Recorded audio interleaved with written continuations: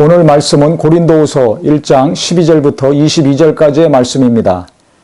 우리가 세상에서 특별히 너희에게 대하여 하나님의 거룩함과 진실함으로 행하되 육체의 지혜로 하지 아니하고 하나님의 은혜로 행함은 우리 양심이 증언하는 바니 이것이 우리의 자랑이라.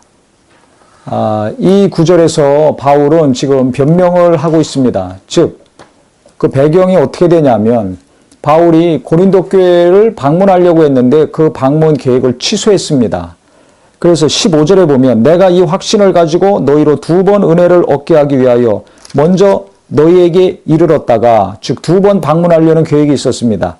너희를 지나 마게도냐로 갔다가 다시 마게도냐에서 너희에게 가서 너희의 도움으로 유대로 가기를 계획하였으니, 즉 고린도 교회를 방문하는데 고린도 교회 방문해서 마게도냐로 갔다가 다시 마게도냐 지역의 교회를 돌아보고 다시 고린도 교회로 와서 고린도 교회를 거쳐서 유대 예루살렘으로 가려는 계획이 있었습니다. 근데 이 2번 방문하려는 계획을 바울이 연기한 것입니다. 즉 취소를 했죠.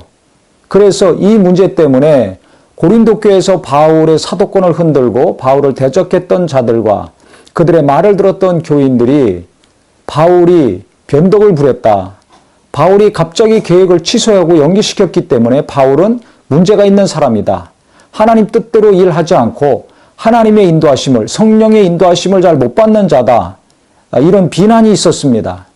그래서 바울이 왜 방문을 연기했는지에 대해서 자기 자신이 해명하고 있는 것입니다. 그래서 17절에 보면 이렇게 계획할 때 어찌 경솔히 하였으리요, 혹 계획하기를 육체를 따라 계획하여 예예하면서 아니라 하는 일이 내게 있었겠느냐. 즉 육체를 따라서 기회주의차처럼 변덕스럽게 내가 연기하고 고린도 방문을 취소한 것이 아니다. 경솔히 내가 결정한 결정이 아니라는 것을 이야기하고 있는 것입니다.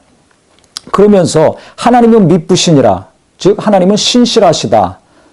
우리가 너희에게 한 말은 이해하고 아니라 함이 없노라. 즉 바울이 고린도 교회 교인들에게 복음을 전해서 그들이 예수님을 믿었고 교회가 세워졌습니다.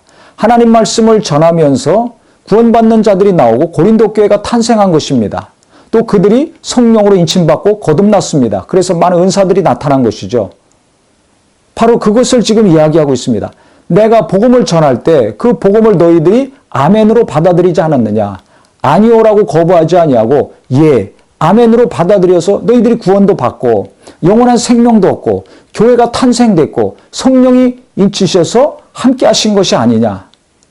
내가 복음을 전할 때 하나님이 함께 하셔서 고린도 교회가 탄생된 것처럼 내가 계획을 취소한 것도 하나님이 함께 하신 것이다. 하나님의 인도하심 받아서 내가 이 계획을 취소한 것이다. 그래서 내가 고린도 교회 방문을 2번 하려고 했는데 지금 취소하고 연기한 것은 내 자유로 한 것이 아니라 내 감정 따라 한 것이 아니라 하나님의 뜻에 따른 것이라는 것을 지금 설명하고 있는 것입니다. 바울과 고린도 교회 간의 관계가 대단히 안 좋았습니다. 이 계획이 취소된 것은 왜 그렇습니까? 그 이전에 먼저 고린도 교회를 방문했습니다. 고린도 전서를 쓴 다음에 고린도 교회를 방문했다가 결과가 안 좋았습니다. 바울이 불신을 얻었고 거기서 많은 상처와 충격을 받았습니다. 감정이 대단히 상해 있는 상태죠. 그렇기 때문에 이 문제가 대단히 심각했는데 이 상태에서 또 방문을 한다면, 즉 감정이 해결되지 않고 불신이 해결되지 않고 큰 상처를 주고받는 그 관계에서 방문했을 때 어떤 효과가 있겠습니까? 갈등은 증폭이 되고 고른도 깊어지겠죠. 사도 바울이나 고린도 교회들이나 더 많은 충격을 받게 되고 상한 마음이 치유되는 것이 아니라 상처가 더 깊어질 수밖에 없습니다. 그래서 사도 바울이 이 방문 계획을 연기시킨 것입니다. 그런데 중요한 것은 그가 방문 연기가 된 것에 대해서 해명을 하면서 첫 번째 다시 보겠습니다. 12절에 보면 우리가 세상에서 특별히 너희에 대하여 하나님의 거룩함과 진실함으로 행하되 육체의 지혜로 하지 아니하고 하나님의 은혜로 행함은 우리 양심이 증언하는 바니 이것이 우리의 자랑이다. 즉 내가 지금까지 너희들을 대하면서 진실함으로 했다. 거룩함으로 했다는 것입니다. 또 이 글을 쓰면서도 방문을 연기한 것에 있어서도 그와 같은 결정을 한 것도 진실함과 거룩함으로 한 것이다. 즉 거짓이 없이 투명하게 순수하게 깨끗한 마음으로 하나님 앞에서 한 것이다. 하나님 앞에서나 너희들 앞에서나 양심의 거리낌이 없이 결정한 것이다. 이것이 나는 하나님 앞에 자랑이다라고 고백하고 있습니다. 이것이 중요합니다. 우리가 교회에서 신앙생활을 하면서 목사님들이 자기 자신을 해명해야 될 때가 있습니다. 교인들이 오해하거나 잘못 알아서 시험 들고 또 자기를 대적하는 자들과 큰 무리들이 있어서 위기에 빠졌을 때 해명을 할 필요가 있죠.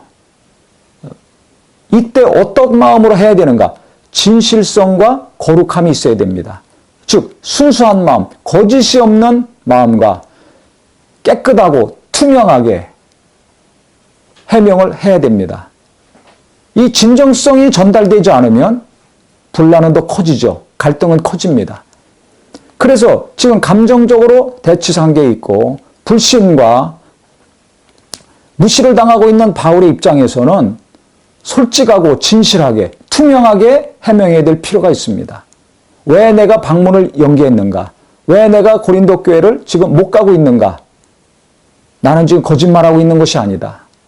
자기 자신의 진실함을, 자기 자신의 정직함을 호소하고 있는 것이고 양심의 거리낌이 없는 결정이었다. 이것을 하나님은 아신다. 그래서 나는 하나님 앞에 정직하고 진실하기 때문에 또 너희들 앞에서도 숨기는 것이 없기 때문에 이것이 내 본심이기 때문에 나는 하나님 앞에도 당당하고 너희들 앞에도 당당하다. 이것이 나의 자랑이다. 너희들이 지금까지 내가 전한 복음을 듣고 구원받지 않았느냐? 내 가르침을 듣고 교회가 탄생되지 않았느냐? 성령이 보증으로 너희 속에 임하시고 인쳐주시지 않았느냐? 지금까지 너희가 내 말을 예로 아멘으로 받아들여서 이와 같이 신앙생활을 하고 있는데 내가 하는 이 결정도 하나님이 함께 하신 것이다. 성령이 인도하신 것이다. 이것을 설명하고 있는 것입니다. 그래서 우리가 교인들끼리 아니면 교회 리더들이 모여하고 있는 분들에게 또 시험 들어 있는 분들에게 진실을 밝히려면 투명하게 진실하게 사심 없이 거짓 없이 해명하셔야 될 것이고 그 다음엔 자기 체면이나 자존심, 명예를 앞세우는 것은 하지 말아야 될 것입니다. 만약에 자존심 때문에 자기 체면 때문에 교회에서 위치 때문에 해명하려고 한다면 진실성이 떨어지게 됩니다. 정직하지 않은 해명을 할 수가 있습니다. 순수하지 않다는 오해를 또 받을 수가 있습니다. 그래서 내가 교회에서 어떤 위치에 있는가, 내가 어떤 명예가 있고 또 내가 어떻게 교회를 위해서 헌신했는가 이런 거 내세우면 안 됩니다. 그래서 자존심 버리고 체면도 버리고 명예도 내려놓고 그 현재 일어난 사실에 대해서 정확하게 알고 그 다음에 있는 그대로 누가 듣든지 보든지 간에 저 말은 맞구나. 저것은 정말 사실이구나. 그 진실성과 투명성이 전달이 되어서 많은 분들의 오해가 해결이 되고 그래서 교회가 하나가 되어서 예수 안에서 하나님께서 함께 하시는 평강과 큰 은혜의 역사가 있기를 예수 이름으로 축원합니다.